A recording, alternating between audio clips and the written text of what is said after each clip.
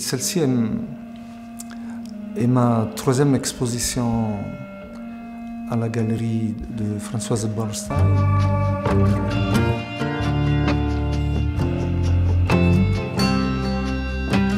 Et les trois expositions ont une base photographique. Il faut dire que pour moi, la photographie a une fonction documentaire, mais c'est la première fois où j'utilise des images que j'ai fait moi-même, simplement parce que je n'en ai pas pu en trouver, qui existaient déjà.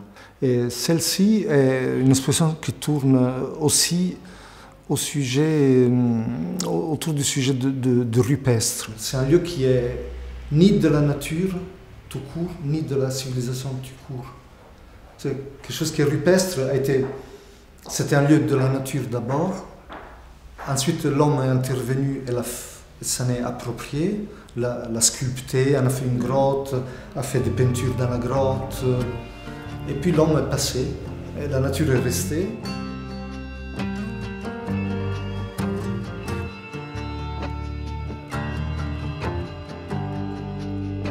Donc je me suis mis à la recherche de ces sites que j'appellerais rupestres, et dans une région que je connais bien, qui est la région de la Tuscia, au nord de Rome, entre le Latium et la Toscane.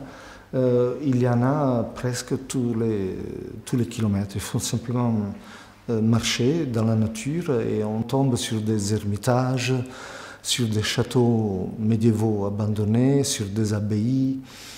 Et on peut aussi tomber sur des jardins de monstres.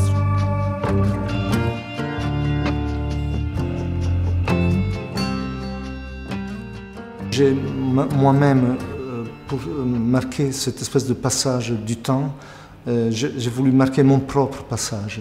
Et donc j'ai préparé une forme, une sorte de langue ou de feuille en rouge fluo que j'ai déposé dans les sites comme un témoin de ce passage, que j'ai ensuite photographié.